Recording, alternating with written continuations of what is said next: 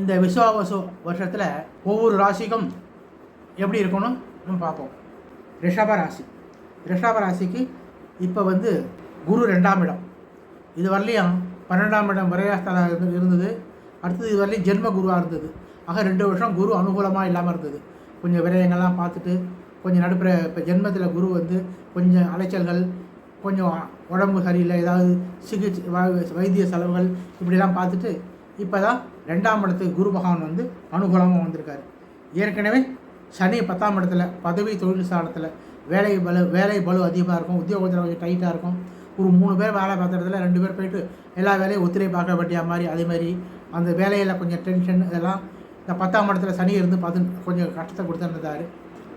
இப்போ குரு 2ஆம் இடத்துக்கு வரதுனால அந்த கஷ்டத்துக்கெல்லாம் ஓரளவுக்கு அனுகூலமான பலனையும் கொடுப்பாரு.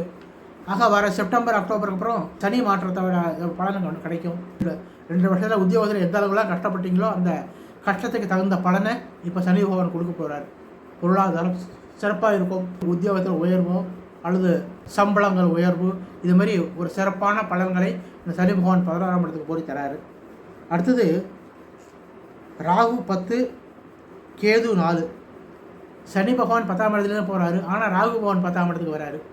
அது பரவாயில்ல, ரொம்ப பெரிய இதெல்லாம் இருக்காது, ஓரளவுக்கு கொஞ்சம் அனுசரித்து போயிடலாப்பா, சுமாரான பலன். ஏன்னா குரு பகவான் அனுகூலமாக வராரு. குரு பகவான் 2ஆம் இடத்துக்கு அனுகூலமாக வரதுனால இந்த கஷ்டங்கள்லாம் அதிகமாக தெரியாமல் ஓரளவுக்கு அவர் சமாளிச்சுட்டு போயிடுவார். கேது 4ஆம் இடத்துக்கு வராரு.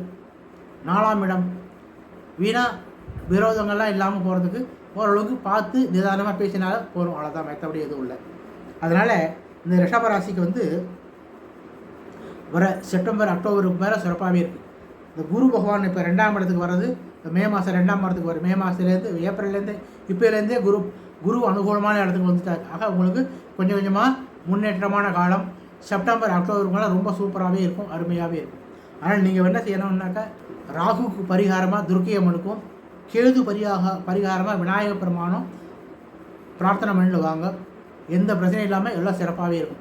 இது வரலையும் எந்த அளவுக்கு உத்தியோகத்தில் கஷ்டப்பட்டீங்களோ அந்த அளவுக்கு உயர்வான நல்ல நிலையை இப்போ சனி பகவானும் குரு பகவானும் கொடுக்க இருக்கார். அதனால் ரிஷபராசிக்கு சிறப்பான எதிர்காலம் காத்து கொண்டிருக்கிறது.